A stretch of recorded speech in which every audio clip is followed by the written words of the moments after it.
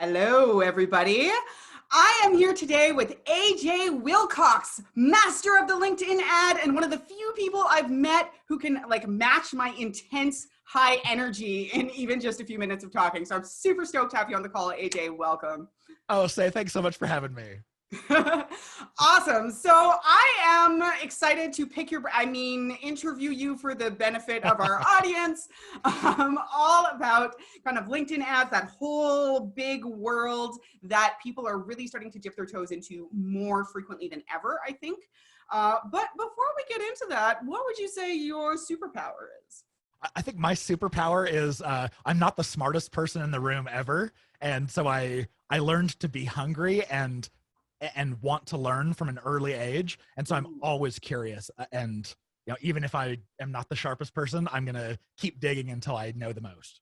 That is so powerful. One of my main values and one of Anansi's main values is really just self-awareness and actually that's two values, self-awareness and symbiosis. Just in order for you to overcome what is, you need to acknowledge what is and embrace it. So happy to hear you've been doing that. All right, so why does the world need it though? Why does the world need what you do in terms of being hungry and curious and etc.? Well, what I've chosen to kind of build my whole agency around is just LinkedIn advertising. And the really big challenge that people come to LinkedIn ads for is they've probably used Google ads and they've probably used Facebook ads. And with both of those, you send leads to the sales team and the sales team says, oh man, these are you're giving us a lot of leads, but they're all poor quality. Can you kick it up a notch? Can we get some more qualified leads? And LinkedIn ads are insanely expensive when you compare them to other channels. So the benefit that I bring to the world is I'm going to help bring the really tight B2B high quality types of leads and try to get the cost down to a reasonable level. Oh man, you're just singing to my soul here. Yeah, my business soul, I guess. I don't know. We have one. I'm pretty sure I've got one too. Oh yeah, right? It's especially if you have a soul-driven business, that soul that's driving it's got to exist somewhere. Totally. Okay, so I'm just going to dive right in. I already have more questions just from what you're saying, but let's start with what are some of the biggest myths that you hear all the time about LinkedIn ads? Well, I've been doing LinkedIn ads for over 9 years now. Oh, and wow. right from the very beginning, I said, wow, this is really cool what LinkedIn ads are doing. They're bringing this company I'm working for the highest quality leads of any channel. I need to pay attention to this. So I went and set up alerts on both Twitter and Google and said, anytime someone mentions LinkedIn ads or LinkedIn advertising out on the web, I want to hear about it. And I tracked all of those mentions. And the same two complaints came up every single time, almost without fail. It's LinkedIn ads are too expensive and they don't work. And so I think the biggest myths are just those. If you don't know what you're doing, if you don't know what LinkedIn ads is good for and what it's not, you will probably go and end up saying the same thing. But we'll get to dig into the strategy of why those might be myths. Yeah. So I've heard both of those things more than once, many times. Now I'm like, oh, where do I start? Now I'm gonna jump ahead to something I was gonna dig into a little bit later. I think it just works perfectly right now. So while I was researching you before this call, one of the things that I noticed that you said is that basically LinkedIn ads are more than about just having the right budget. It's about using that budget well. And I'm hearing that already in what you're saying, which is that they can be too expensive, but they can also give you kind of the best leads of any platform, which just blows my first question out of the water. Why would you use it as opposed to the other two? So good going there. So I'm curious, can you elaborate on that? What does that mean? What does to use the budget well mean? Yeah, so when you're approaching a new channel, you're probably going to bring some kind of budget. You might say, okay, I've got $5,000 to pilot test LinkedIn ads.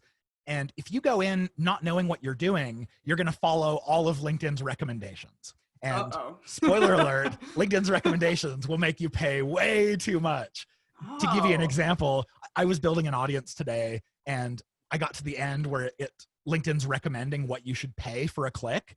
And they told me hey, other people in your industry are paying between $18 and $36 per click for this audience. And I just was like, No, they're not. No. I don't know. I don't know where you get that information, but they're not. I don't know of a single company who is willing to pay, more than like $15 a click, just because it's just too much. And so you don't follow LinkedIn's recommendations. What you do is you approach it smart and as low risk as possible, and you'll probably end up paying somewhere between like $6 to $8 a click.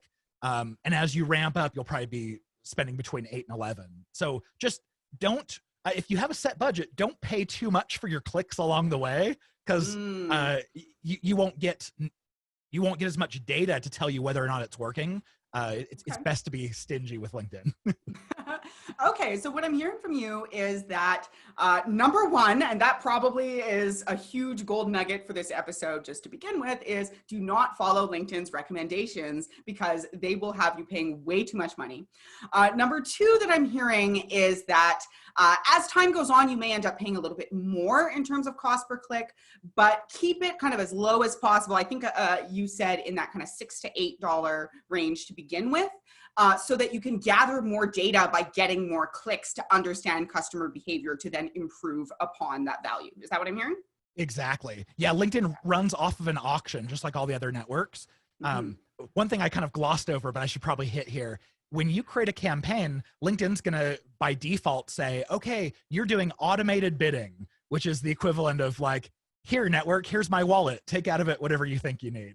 Sounds dangerous. Exactly. So very first off, change that from automated to it'll be called enhanced CPC, and it allows you to set a ceiling where you're like, I'm not going to pay over this for a click, and then try setting it low, if you like, as low as possible. And LinkedIn will probably, if you set it for $2, LinkedIn will say, whoa, actually the minimum for this audience is $5.75, and then you go, cool, thanks. I'm going to pay $5.75. Yeah, I'm going to put $5.75. Yeah, exactly. Yeah. And then, of course, if you find that you're not getting traffic after a day or two, then you either have a tiny audience, or more than likely your bid was too low. So you might go in and just start raising it incrementally anyway.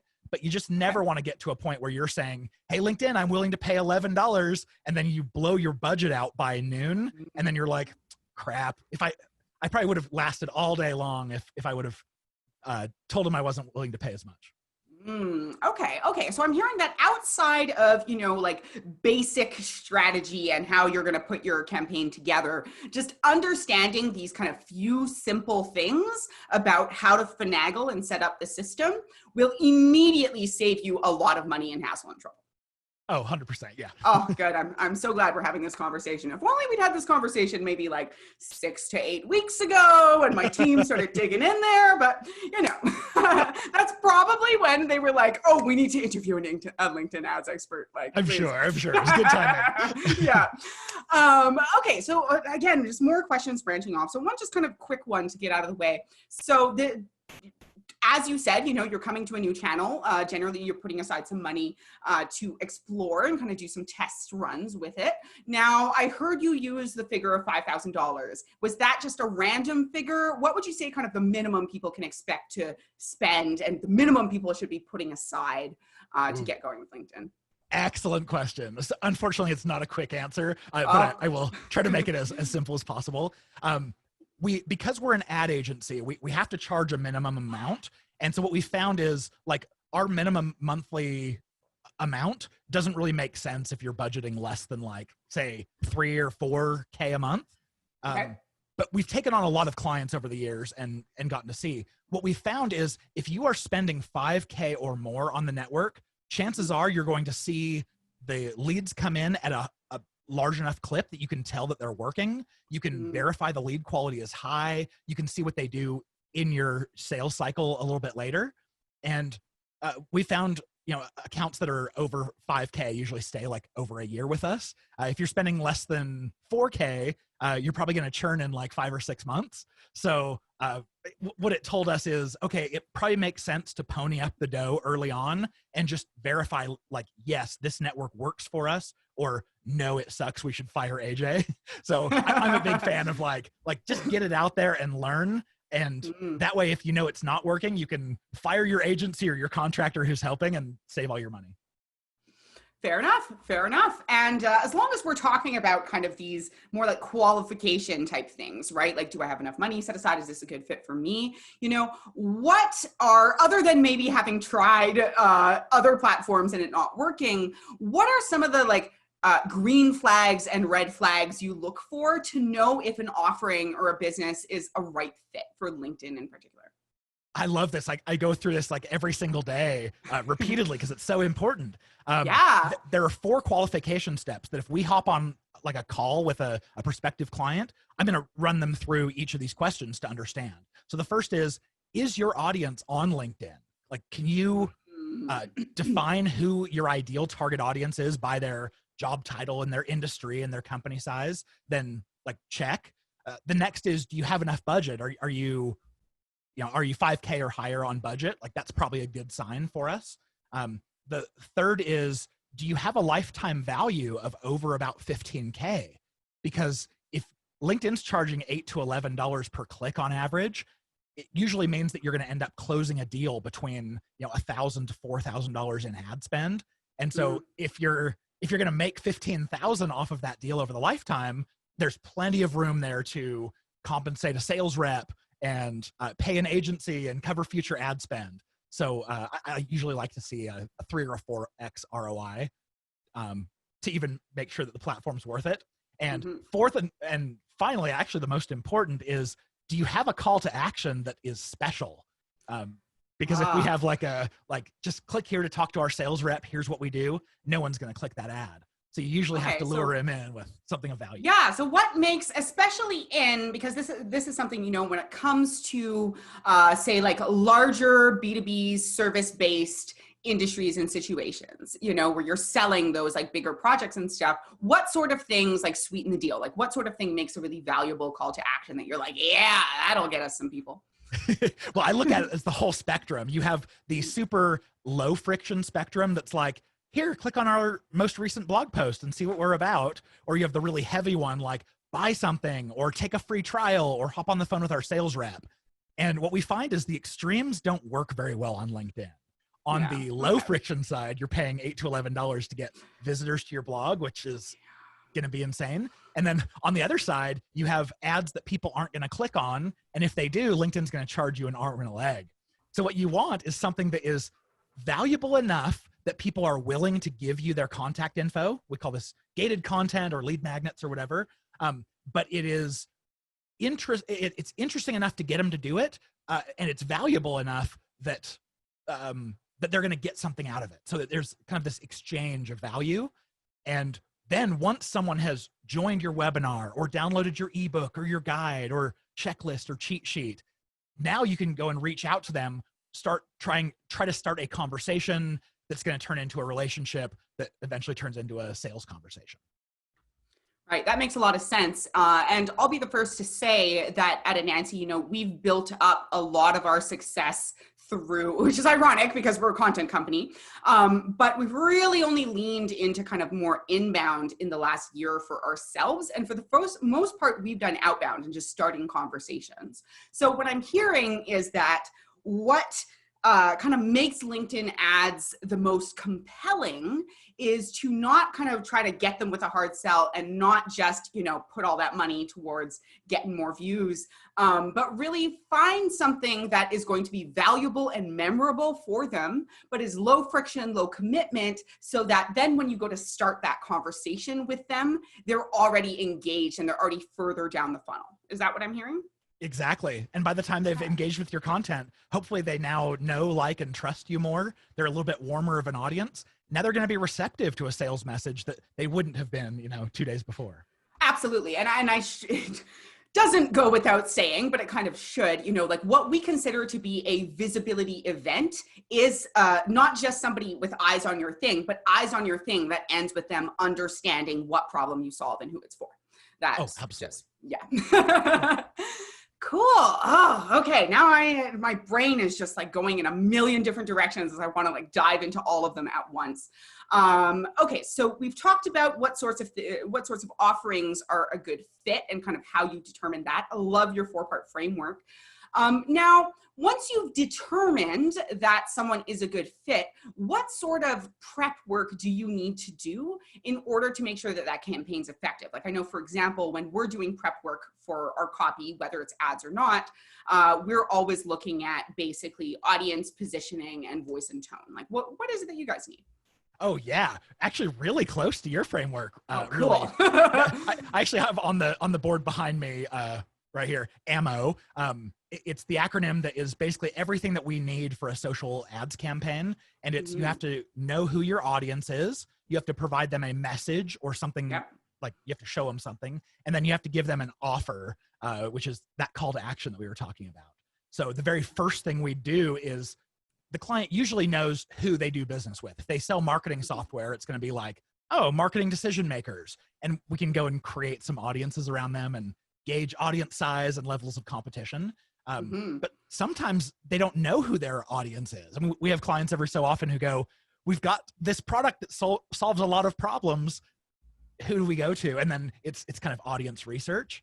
And then like we talked about before, that offer, like come up with something that really does either solve a major pain point for them or satisfy a major curiosity.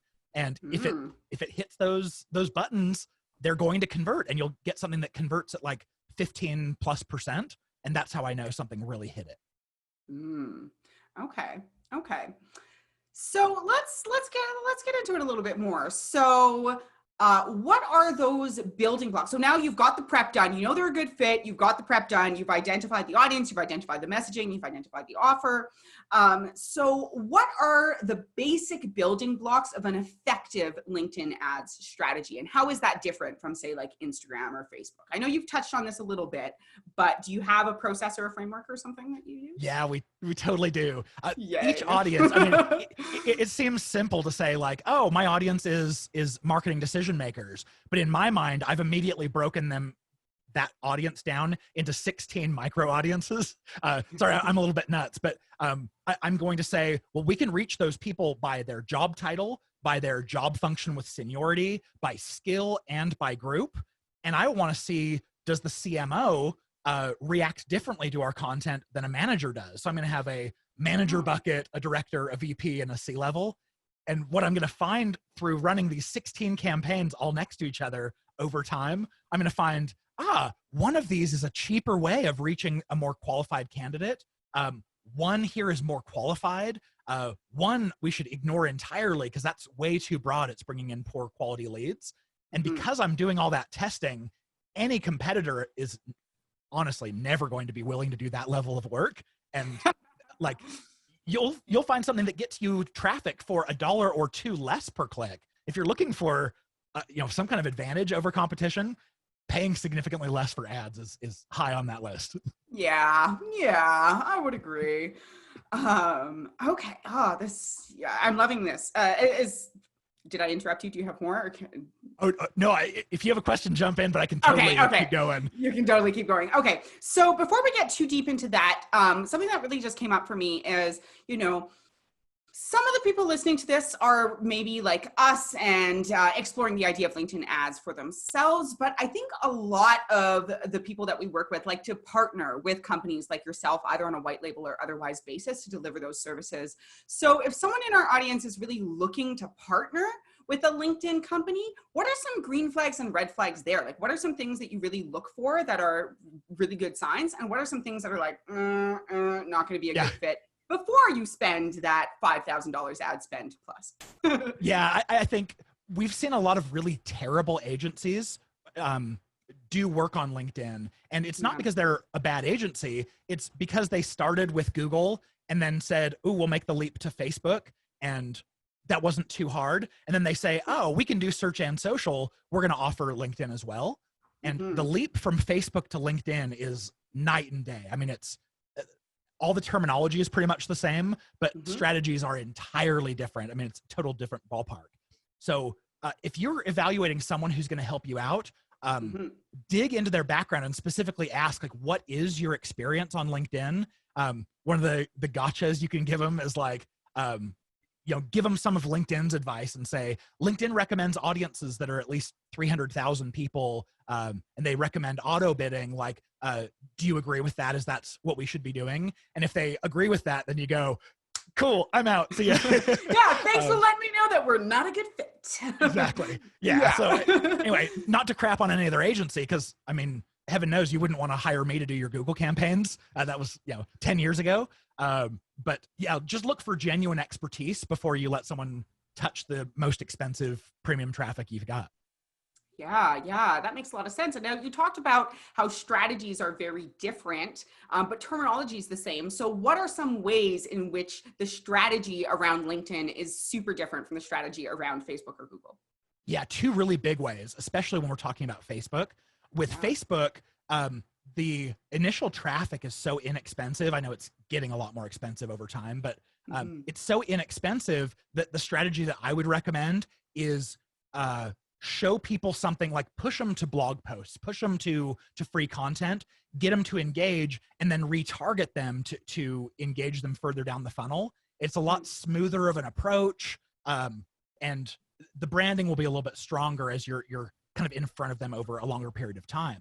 On LinkedIn, because the costs are so high, I can't tell anyone, $8 to $11 to get them in and then retarget them for, $4 or $5 a click on LinkedIn. It doesn't, the math doesn't work out as well. So we really have to jump immediately to kind of what most would consider the middle of the funnel. We're going to say, hey, cold traffic, give us your information for something, for this webinar or something. And it's kind of a big ask. So when we have a really good piece of content, it's getting 15+% conversion rate. But if you could warm that audience up, you'd probably be getting double that. So I think that's one way that they're really different. The other really big difference is Facebook's technology for optimizing is so good.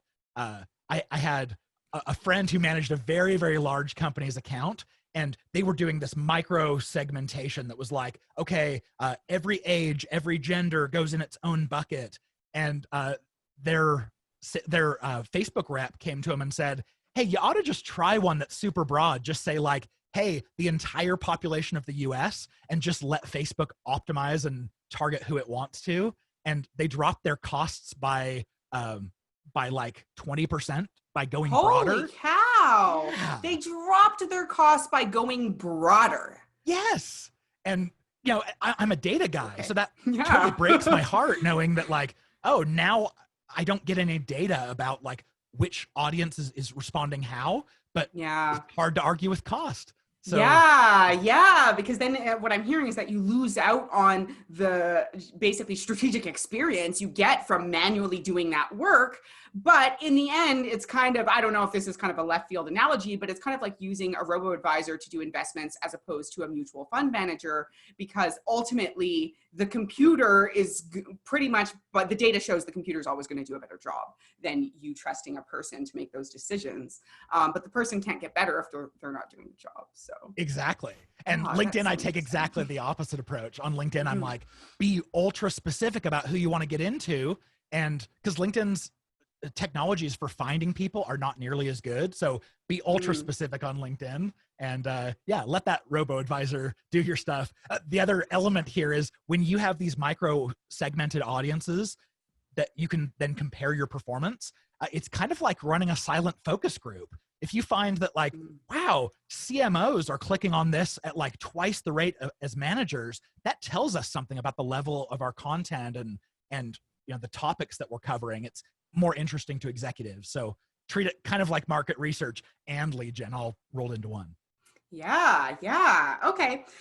So just to kind of quickly recap, what I'm hearing is that Facebook traffic is cheaper and has kind of better technology behind it. So the strategy is generally going to be more around a longer engagement. Maybe you're paying for the same clicks more than once, but it's going to different places, so that you're taking them more from the very beginning of the funnel through to the end and nurturing them more throughout. But on LinkedIn, because it's pricier and also the lead quality is better and more specific, you have to do more of that kind of manual tinkering, but ultimately this is your shot. So you want to do something that's going to engage them to you, because the cost per click, if you're getting someone, if you're investing in that click more than once, just becomes prohibitive. Yeah, exactly. And I'd even add on to that. Sorry, I'm probably just talking way too much here. No. Give it to me. It's great. Cool. With LinkedIn, the average person, the average member only comes back like once a week. And so if you screw up, if you put an ad out there that makes you look dumb or just isn't interesting, they're probably going to forget. And then the next time they come back a week later and you've updated your ad to something a little bit more interesting, you'll have a fresh shot at them. Whereas if you screw up on Facebook, they're going to see your dumb ad 15 times over the next 3 days. And they'll probably remember how much they hate you. Oh gosh, this has happened to me as a consumer, actually, to the point where I commented on the ad and I was just like, look, like as one marketer to another, I have to say that I'm a huge fan of your company, but you're actually repelling me with these ads. Totally. Yeah. And I'm like, wow. And I've been seeing this ad forever and I'm the only person who has commented on it at all. You know, yeah, that's a problem. Like, yeah. But I'm like, come on, guys. Like, I want you to thrive. You're a good company. Okay, just a million more questions here. Some of them, you're actually doing a great job, actually, of answering a lot of my questions before they come up. So this one is a personal and specific question. LinkedIn may have changed because admittedly, I don't spend as much personal time on there, but it has really frustrated me as someone in the digital agency industry. Previously, I could not find a way to slice and dice basically the industry list to not have it be either like designers, which it also considered to be like physical designers, you know, like digital designers all mooshed up into one. Like there was no basically like industry or category for digital agency or even really like marketer. Is that still the case? And if so, like what do you do? Is that an issue in other industries? But because they are on there, like they're really on there. I make cool connections via LinkedIn all the time. Yeah, I think this is definitely an issue and one that I wish LinkedIn would address. It actually used to be a little easier. It used to be that you could like, you'd see this list of industries when you're advertising and you could check what I'll call the parent industry, and it would auto check all of the little sub industries. And now the platform actually makes you, like, let's say for instance, real estate. If you click on real estate, it's going to go in and be like, commercial, residential, and you got to click all of those, like investing. Manually. Yeah. So it's a little bit more manual work. But what we find is with clients they're trying to go after a specific kind of person. For instance, if you're trying to reach dentists, you go and visit a few dentists' pages and you go, one of them is calling themselves a medical practice. One of them is calling it cosmetic, like dealing with cosmetic. There's a whole bunch of different designations. So you kind of have to go, all right, I'm going to set my industries broad so I can make sure to get all of these people. And then I'm going to narrow in on them by like, let's say, like their title. If you have dentist in your title, or maybe like a skill of anything with dentistry, maybe I can hit you that way. Okay. Yeah. Because this has been one of my biggest challenges. We haven't done a lot of LinkedIn ads, but we have done a lot of organic LinkedIn, basically like doing these types of searches and then following kind of like an organic reaching out campaign. I think this strategy has become fairly popular in the last few years. And that has been the greatest frustration over and over, is slicing and dicing to get the right kind of group of people. And that's one of the biggest challenges I found, even as kind of the strategy brain, you know, is how many of these profiles do I need to look at and how many different ways do I have to try and kind of come up with a search that is relevant to the people I want to reach. Yeah, I'd usually go after like 10. And if I see the same things coming up over and over after 10, I'll go, okay, cool. Looks like most of them are claiming this industry. There actually is one for marketing. It's called marketing and advertising. And if you use that industry, I actually love to use it as an exclusion, because it basically means ad agency. So if I'm trying to reach in-house marketers and I don't want agencies to see the ad, I just exclude that industry. But that is one that you have available to you now. Okay, cool. That's good to know. And I'm curious, because this is a strategy that has become more popular, why would LinkedIn ads be a better fit than basically starting conversations more organically with basically some form of drip campaign? Like, what makes ads advantageous over that? Yeah, and I mean, the organic outreach strategy is incredible. I certainly won't downplay it, but here's the limitations. If you have Mhm. Sales Navigator, you can only send out like 75 connection requests per day. And so if you can fill your entire business's pipeline with 75 conversations started every day and nurturing those, then great. Like that's perfect. You're not paying LinkedIn for those approaches.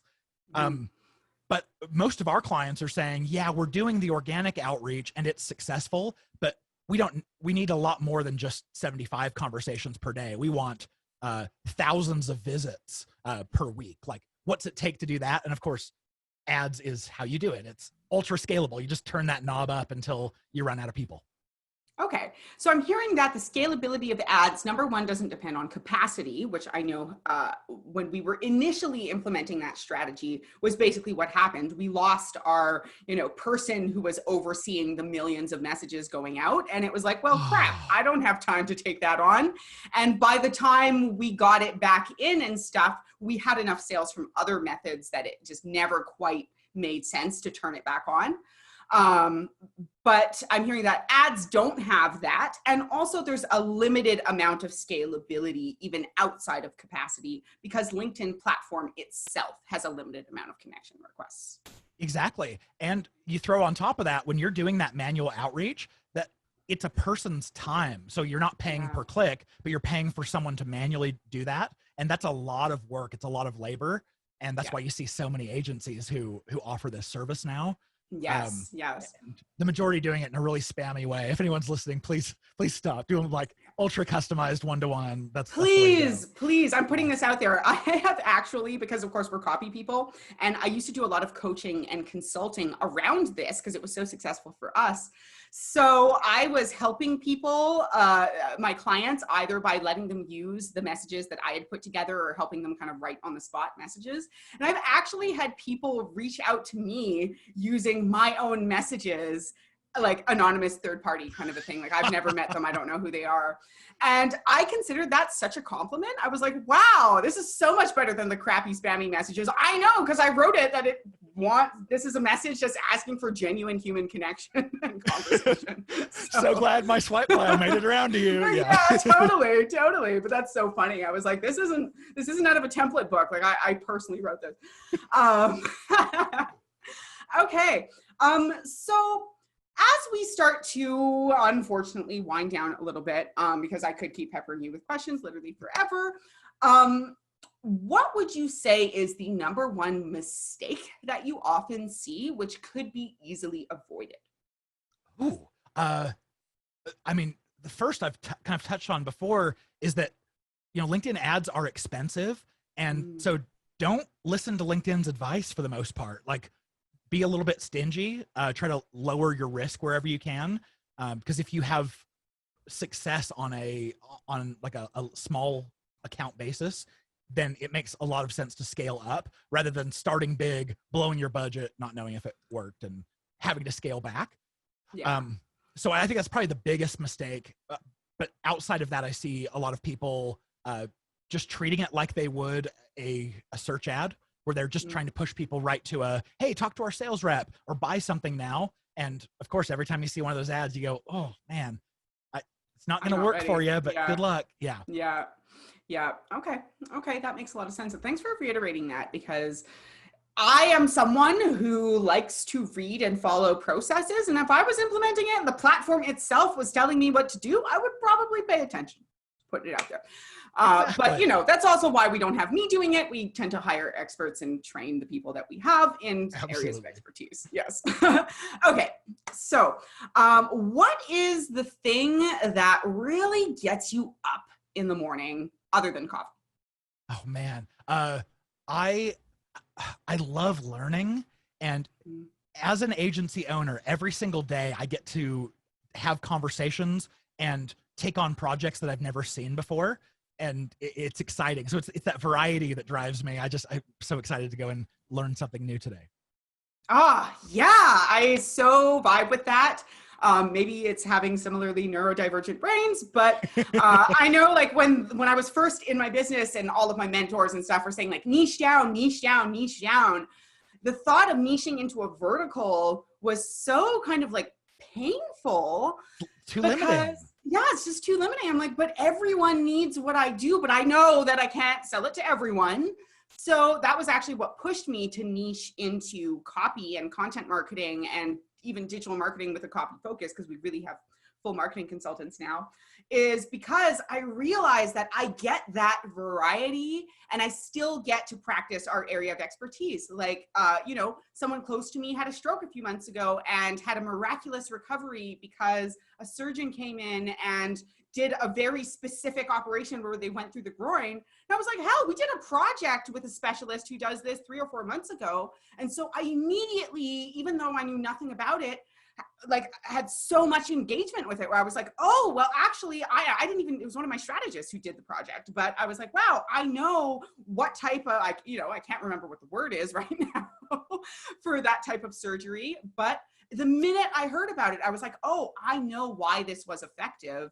And all this other different stuff, like I just went to the physiotherapist a few days ago and I selected my physiotherapist based on a project that I got to personally work on a couple years ago for the International Spine and Pain Institute that taught about the neuroscience of pain and shit. And so I was like, well, damn, I'm looking for somebody who like follows that criteria. Anyway, it was just, I totally feel you.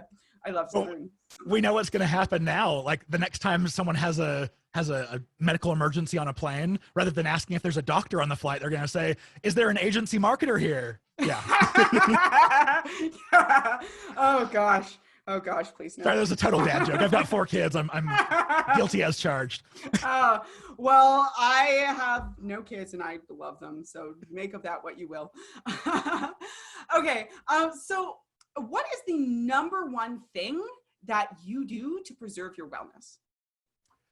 It has to be exercise, because man, I love to eat, and I can always eat more than like the calories that I burn away from exercising. But even more than just like physical health, getting up and moving in the morning first thing, it jumpstarts my brain. So it's got to be like vigorous early activity. Yes, I definitely relate to that. And it's amazing how often actually I get that as an answer on this podcast, which I think is so amazing and incredible because we're tapping into it, like exercise is your body's opportunity and right. Like you can pay for opportunities to move, but you don't have to. You can just move your body. Oh, yeah. Okay. Now, are there any last words of wisdom that you want something listening to this today to walk away with? Oh, man. I think the biggest one is all the other networks out there, they allow you to break down your traffic by hour. So you can see like, oh, what time of day works better and what doesn't. LinkedIn doesn't do that. They don't break it down and they also don't let you schedule it. So what I've been really interested in this last few months is analyzing the traffic patterns on LinkedIn to understand what are the best times of day to advertise to each audience and what are the ones we want to avoid. And we actually ended up building a tool to help people schedule their ads because LinkedIn wouldn't build it. So anyway, that's the big one is pay attention to like what time of day it is and how performance is going. And you might find something really interesting. Awesome. That's great. Well, why don't you tell the audience where they can find out more about you, stuff you might have for them. I don't know if that tool is something people can like purchase or access, but just tell us where to find you online. Oh, sure. Yeah. Anyone who wants to use the tool, if you're scheduling 3 or fewer campaigns, it's free. So just hop on and use it indefinitely. It's linkedinadsbulk.com/scheduling. As for finding me, I'm really easy to get a hold of. Our website is b2linked.com. So the letter B, the number 2, and then the word linked.com.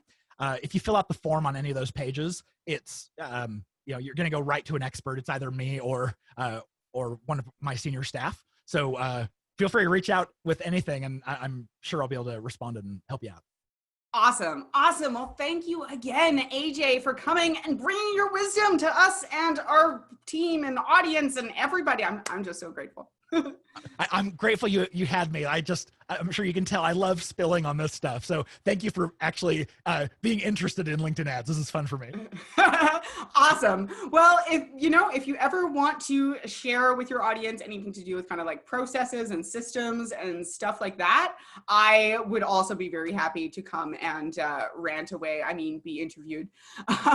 But overall, I'm just so grateful. You have such an awesome energy. You clearly love this and are passionate about it, have been doing it a long time. Lots of practical, actionable insight. Yeah, I'm grateful. Cool. Thanks so much. Yay. And to the rest of the audience that's listening in, I hope you have a great day today. As simple as that. If you don't have a great day today, I hope you can find a few moments in your day to just take a few deep breaths. Remember what the ground feels like under your feet and that the sky is above you, and hopefully just feel a little bit grounded. Either way though, yeah, take care, guys.